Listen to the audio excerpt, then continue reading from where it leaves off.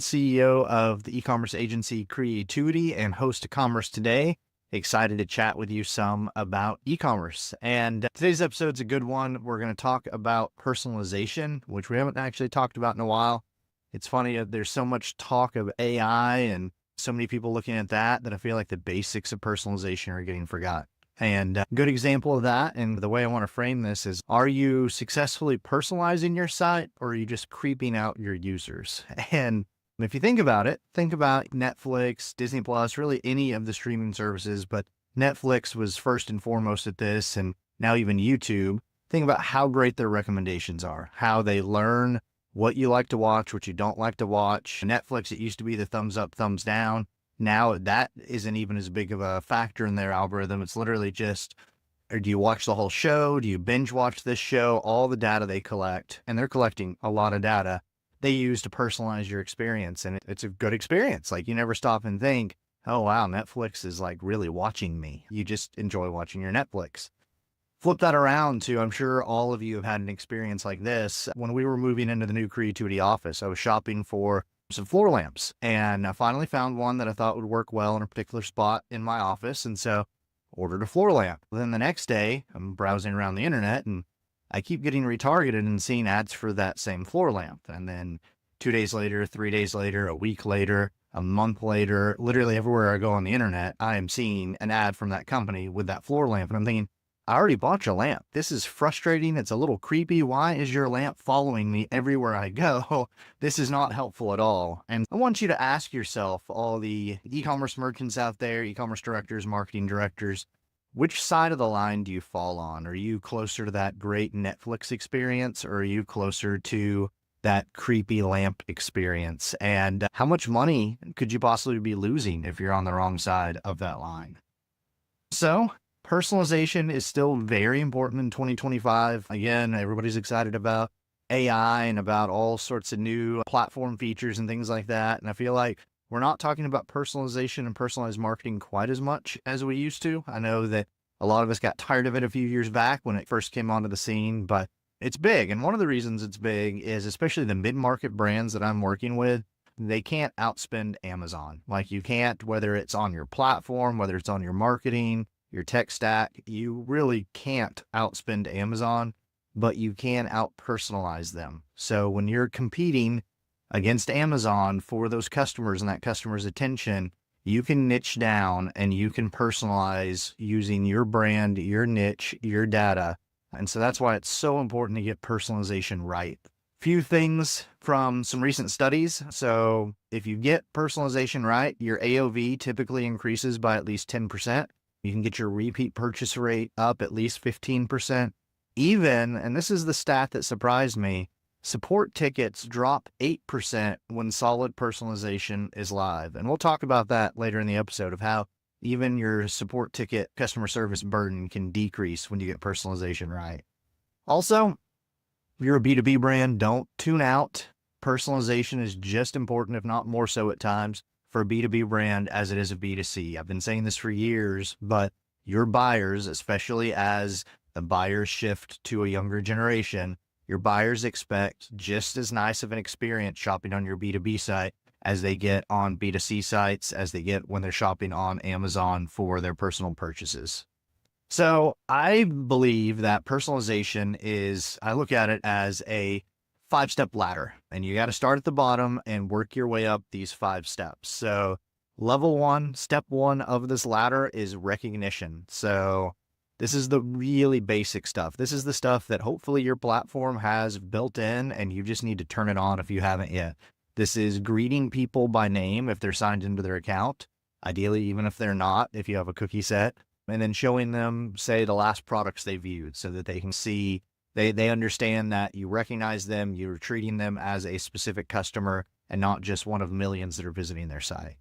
Some quick wins here. If you haven't already, add merge tags to your email and text message flows. If you don't know what that is, merge tags, it's basically how when you get that email that says, "Hi Joshua," instead of "Hi," that's a merge tag doing that. And you would be shocked at the number of sites, the number of e-commerce businesses I go into, where when I look at their confirmation emails, when I look at their marketing emails, the marketing text messages, even some of the content on their website, they're just not using those merge tags, and you absolutely need to be. Some KPIs to watch on this first rung of the ladder of personalization. Your email open and click-through rate. So if you're getting the basics of recognition right, it should increase your email open rate. This is that old, again, if the email starts with, "Hi, Joshua," I'm probably more likely to read it than if it just says, "Hi, customer." So that is the first rung of the ladder, recognition. Now on to the second rung of the personalization ladder, contextual merchandising. So these, again, a lot of platforms have this built in. A lot of people don't always turn it on. Contextual merchandising is when you see a site that says, "People like you also bought," or if you have a complete the look bundle on a product that you're looking at. So quick win here, turn this on. If you're on a solid e-commerce platform these days, it should have a native recommendation engine. I know Adobe Commerce ships with an amazing engine that uses their machine learning and AI capabilities through Adobe Sensei to do exactly these sort of things. Other platforms have that as well. So make sure you turn that on. And after you do, the KPIs to watch here are your upsell and cross-sell rates. Those should be increasing if you're getting the second rung of personalization correct. Now, the third rung of personalization, now we start getting a little bit fancier.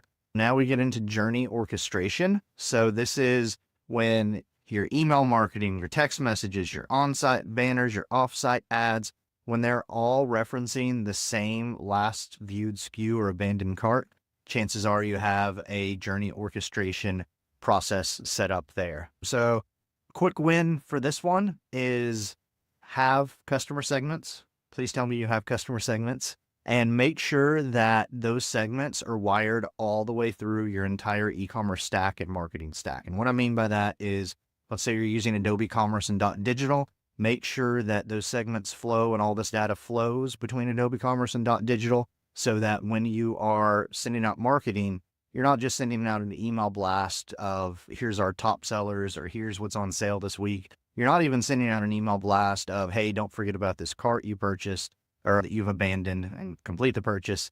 You're actually sending out email blasts that take into account where the customer is in their buying journey. They bought one thing from you, two things from you, three things from you, or they still researching their first purchase, and really bringing all that data together and personalizing the outreach around exactly where they are in the journey and relationship with your business.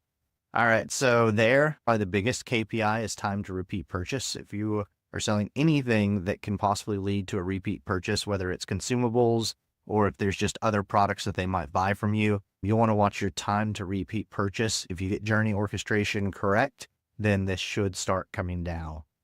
Now, rungs 4 and 5 are where it gets really exciting and fun, in my opinion. The fourth rung of personalization is predictive AI bundling. So this is when a machine learning model will predict when a customer needs a refill or an add-on, and it will prompt them to buy it before they even think about it. So quick win here is a bolt-on AI features and functionalities. I mentioned Adobe Sensei.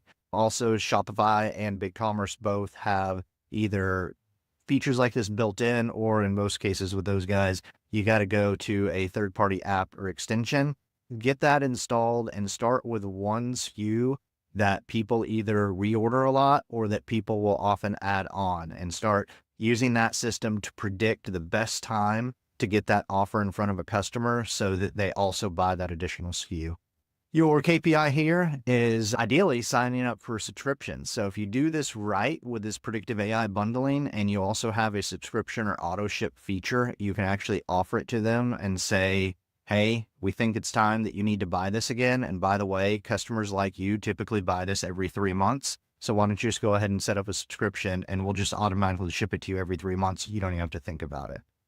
Now, the fifth rung, I've already covered AI, so you're probably wondering, what technology is even better than AI? What is even higher up the personalization ladder than AI?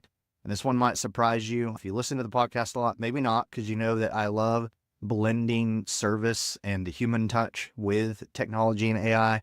So the fifth rung of personalization, the very top level of this personalization ladder, is proactive service. And so what this can look like is an automated alert that lets you know, hey, this order that was supposed to ship and be received by this customer by this date we haven't shipped it yet. It's not physically possible for us to meet that commitment. We need to do something. We need to either source it from another source, reach out to the customer with an apology, somehow reach out and make this right. Quick win here. You actually don't have to spend a lot of money for this. You don't have to get super fancy. You could just set up a shipping status webhook that triggers an apology email or an overnight reship through something like Zapier or Make. You don't even have to necessarily get developers and code involved. Of course, this goes all the way up then to super fancy support platforms that can do these sort of things built in. So your KPI here is going to be your reviews. What sort of customer satisfaction or negative reviews are you getting? You should be able, through this proactive service and using this data, not just to market to people, not just to sell them more, but to make sure you're giving them an excellent customer service experience and an excellent buying and post-purchase experience. You're going to improve your customer satisfaction. So most of y'all that I talk to out there, you're stuck on the first rung, the second rung. Some of y'all will make it up to the third rung. I don't see a lot using the fourth or fifth rung very well. So we're going to talk about that. And the reason that's so important is lots of times moving one rung up the personalization ladder is going to drive quite a bit more new traffic and quite a bit more revenue, most importantly, than going out there and buying traffic. So before you spend more money on your ads to buy more traffic in, look at your personalization ladder, look at where you are, and improve that. And that's going to give you a much better ROI than just buying more traffic. You don't have to just take my word for it, though. I've got 3 different case studies that we'll talk about briefly. So one is a company, they're a pure play D2C, B2C, however you want to call it, brand, Beauty, and they used a predictive replenishment flow that increased repeat orders 18%. So they plugged in a predictive reorder engine into their e-commerce platform. It actually models when each customer is likely to run out based on the SKU, order quantity, seasonality. It goes beyond just the average time between reorders is 6 months. It actually looks at, for certain types of makeup, for instance, people use this more in the summer. So during the summer, the replenishment rate, the time between reorders actually needs to be shorter than it would be during the winter. It uses that seasonality, and whenever it figures out, okay, based on this customer's order history, what they've purchased, what other people have purchased, the seasonality of these products, it'll actually send them a replenishment email. And it's not just an email saying, hey, you might want to buy this. It literally has a preloaded magic cart, so they can just click through and complete the purchase. Especially if you're using something like Apple Pay, this becomes a 2-click process. You click on the email, and then you double tap the button on your phone to complete the Apple Pay. When I mentioned this led to an 18% increase in reorders, their ROI on this project was actually 30 times. So huge ROI. And I see that a lot with these personalization projects where if you're not doing anything in the space and then you move one rung up the personalization ladder, lots of times those moves don't cost a lot of money and they can deliver an amazing ROI. Second case I want to talk about is MSC Industrial Supply. You can probably guess they are a B2B brand. If you've listened to some of my other episodes, you might remember I will call brands like this a sidecar B2B brand. What that means is e-commerce is the sidecar to the main engine of their revenue sources. So e-commerce is a small but growing percentage of their revenue. And they actually use an AI cross-selling system that tied into their e-commerce platform and pulled their e-commerce data along with all the other data from their ERP and went to that fourth and almost fifth rung of personalization with it. They are a $3 billion industrial supplier and distributor. They replaced a sales intelligence tool with a new, like I mentioned, AI-based tool that pulled their e-commerce data, and it surfaced it either to the customer on the website or, more importantly, to the salesperson or customer service person that was on the phone with the customer. So this had deep integration in their support system, would actually surface due to reorder items, wallet share gaps, related add-ons, all those types of things in real time while the customer service rep is either working on an email reply or is actually on the phone with the customer. So it is predicting what the customer might want to buy, giving that information to the rep so that they can provide that higher level of service. They saw a 20 times growth in upsell and cross-sell revenue. They actually convert these recommendations at 13%. So basically, if your reps aren't asking, and make sure you have good personalization data, but if they're not asking when they're on the phone, things like, hey, based on what you've ordered before, it seems like you might need this product. Then you're giving up revenue because 13% of the time, if you get it right, people are going to say, you're right. I need that product. Go ahead and put it in an order for me, or go ahead and add it to my cart. They actually increased their incremental revenue per customer service rep by $15,000 per year. So $15,000 for each rep that is working on customer service. Finally, the last one is actually one that I talked about before on the podcast. So Rural King, we're talking about omni-channel here. If you aren't familiar with them, they have about 100 stores. It's a farm and home retailer. We actually tweaked their in-store pickup texts and notifications to include usage guidelines. Think of it, the simplest example I have is a chainsaw. So when someone's going to the store to pick up a chainsaw, you can drop into the notification something that says, hey, do you have the right kind of oil for this chainsaw? Do you have the bar oil that you're going to need? If not, it's in stock in the store, and we can add it to your order, or you can pick it up while you're in the store. And that actually was lifting their basket size for these store pickup orders by about 12%. We've talked about the 5 levels and 5 rungs of personalization and the personalization ladder. We've talked about how much money your business can make by going up some rungs in the ladder. We haven't talked about probably the most important part, the creepiness factor, your privacy and creepiness guardrails.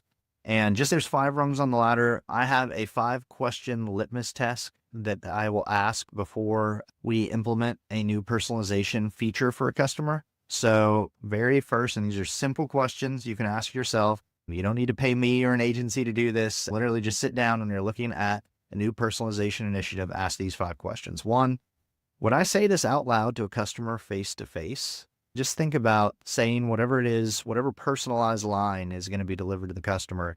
If you were face to face with the customer, if you walked up to them in a store, would you say this? Because sometimes I find that there's fairly creepy things that as marketers, whenever we're designing these emails, we'll throw it in there because we can. And we never stop to think, I wouldn't ask this person that. That's obviously creepy. The second question is, does it use only data the customer knowingly gave us? And this is tricky. I know there's a lot of value in customer data platforms like Segment, where you can do enrichment. You can pull in data from other sources. You might have marketing partners that you're sharing data with.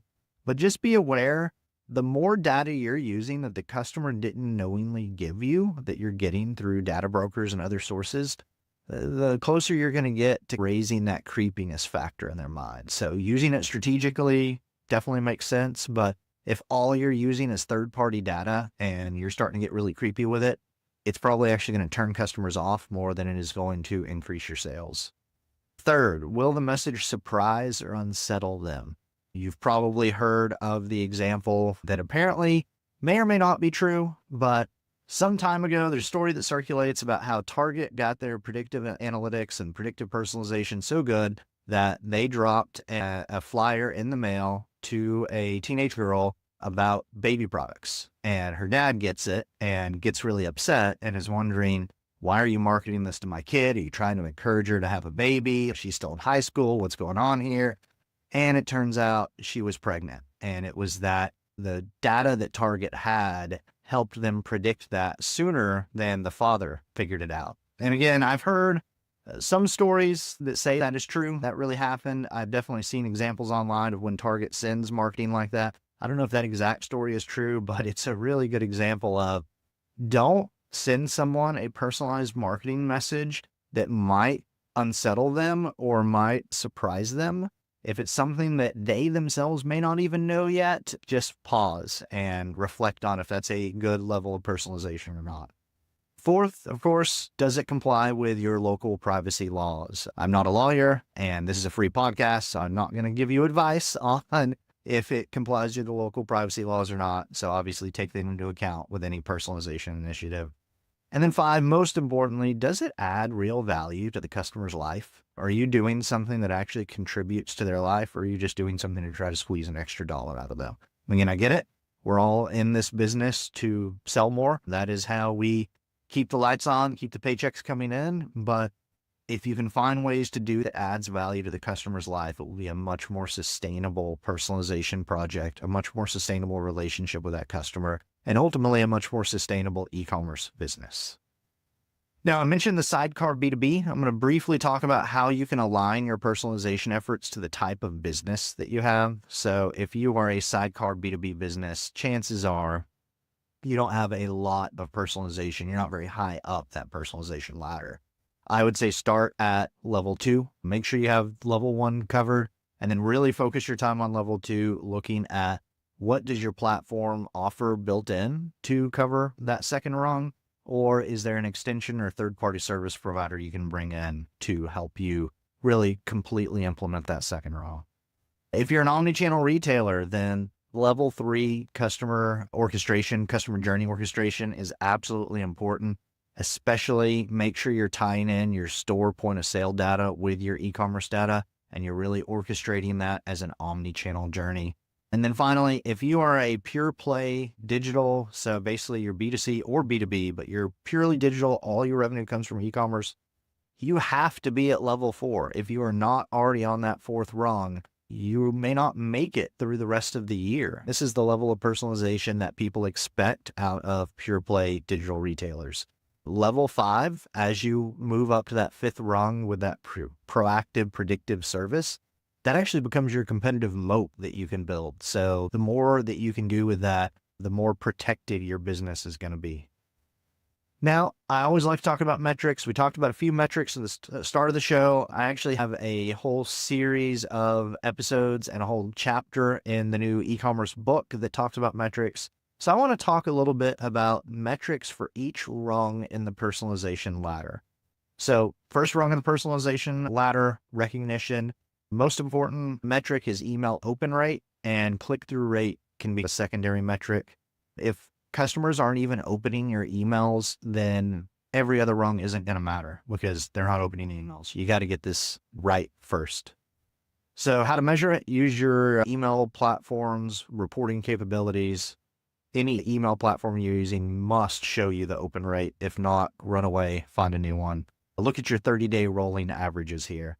Good starting target for open rate is above 30% for a house list, so your own data, and then click through above 3%.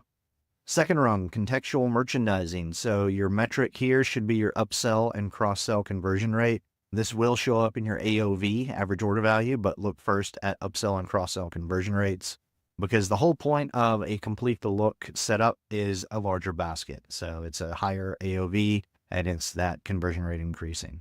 So measuring this, you can set this up in Google Analytics or whatever analytics platform you are using.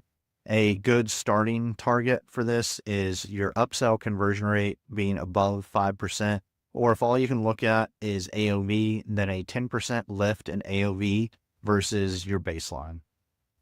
Third level journey orchestration, best metric to start with on this one is your repeat purchases inside 60 days, because a coordinated marketing and buying journey should really shorten the time between orders. To measure this, put your first time buyers into a cohort each month and then calculate what percentage of those is buying again within 60 days.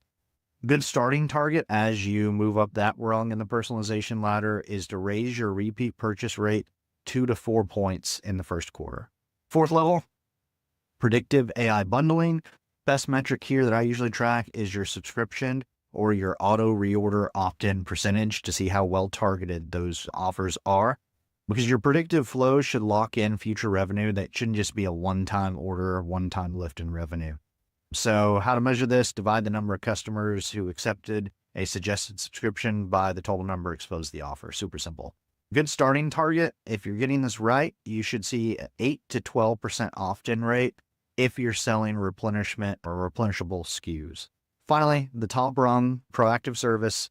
2 or 3 different metrics you can look at here. Just pick one based on what is easiest for you to measure. It could be negative review rate, it could be customer satisfaction score, or a net promoter score.